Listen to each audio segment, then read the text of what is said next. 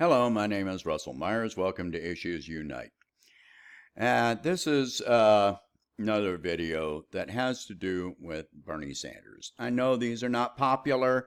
A lot of people are going to argue against them. And I'm not trying to get you to hate Bernie Sanders. I've made it clear on a number of occasions. Look at my writing, look at my videos. I agree with most of his domestic policies. However, the president is primarily responsible for foreign policy. It is Congress that deals with domestic policy. When we talk about a president issuing and ruling by executive order, eventually what you're talking about is imperialism. You're being ruled by an emperor, not a president. You have given up all claim to democracy. So a president's foreign policy matters a lot. It dictates how well we get along with other countries. It dictates our war versus peace status. It has to do with our trade agreements. Look at all that's going on right now with Trump and the U.S.-China trade war, and all of this. So a candidate or a president's foreign policy matters a lot. Okay, so I've said my biggest complaint about Bernie Sanders has to do with his foreign policies. So people argue with me about it. In the last 2 weeks alone, he has shown very strongly what his foreign policy stance is. So during a debate against Biden, one of the Democratic debate, he said the president's role is to rebuild the UN. Really? Since when does the U.S. own the UN? No, we don't own the UN. We host the UN. There have been talks about moving the UN to other countries, most notably either Switzerland or Russia. Any country would love to host the UN, but those are two that I have heard about. If there are changes to be made in the UN, those changes, any revisions or amendments to the UN Charter, would be suggested by the U.S. ambassador to the UN and voted on by the General Assembly. They would not be dictated by the U.S. president. Again, even thinking this is thinking like an emperor, not a president. Changes to the UN Charter voted on by the UN General Assembly is democracy.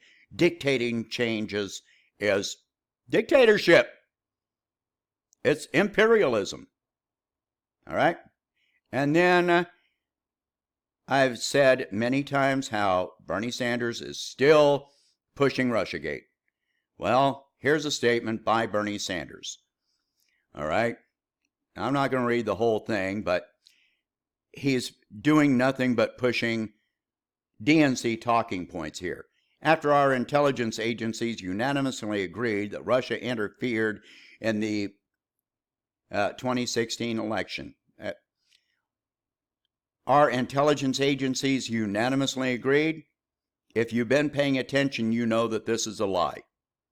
It was 3 intelligence agencies, and it was hand-picked agents or top people in those 3 agencies that came to that conclusion. If you paid any attention to the Mueller report, you know there was never any evidence. Okay, let's go down here. He talks about it's nothing short of reckless for Facebook to continue enabling and profiting from election interference done through advertising that contains lies, falsehoods, and misleading information. Facebook can help us come together despite our differences, but Facebook and other tech companies have become so powerful and so greedy that they seem willing to allow foreign powers like Russia to continue to meddle in our elections so long as it helps their bottom line. Okay? What he's talking about here is censorship. I very much support removing all political advertising from social media. I very much support all of our elections being federally funded from bottom to top. Get all corporate money, all foreign money, all PACs, get rid of all of them.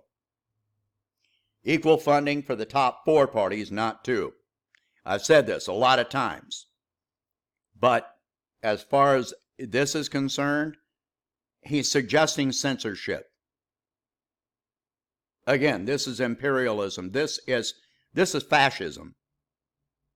Do you really want more censorship? Do you want any voices that you don't agree with, or that the government dictates being silenced? Is that what you want? All right, so let me be clear. We must not live in denial while allowing Russia and other state actors to undermine our democracy or divide us. Russia targets the divisions in our society.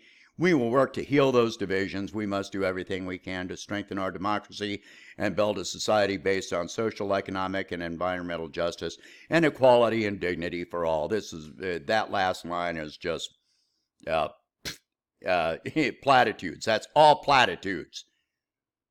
If we want to heal our divisions, no, Russia is not dividing us.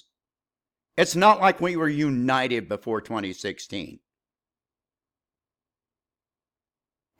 He's pushing DNC talking points. He's talking Hillary talking points. He is actively promoting what Hillary came up with. What the DNC is telling him that he has to promote. What does this do with our foreign relations? Do you think we'll ever have peace if we're throwing accusations at other countries? Look at what he has said about Venezuela and Maduro. Okay? His foreign policies will cause more international stress. He says he's for peace, and yet anyone that does not agree with us, he attacks. This is not acceptable. The only way that we will have peace is by talking to the other countries that we don't agree with. Okay? You don't make peace with people by throwing accusations and demanding that they do what you tell them to do. That is not the way that diplomacy works. So you need to take another look.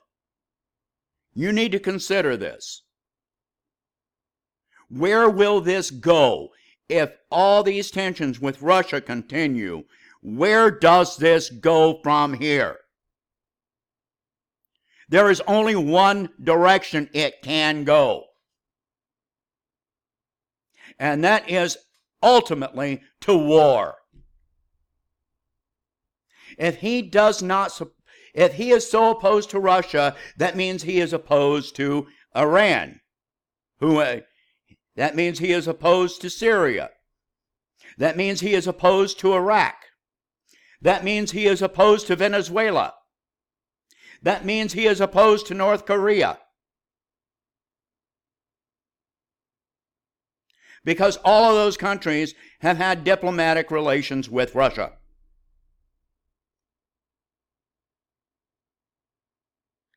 And they keep building those international relations between those countries. You can deny it. You can try to deny it. But you need to take another look. If he is against Russia, he's against any ally of Russia. And that's what you're supporting.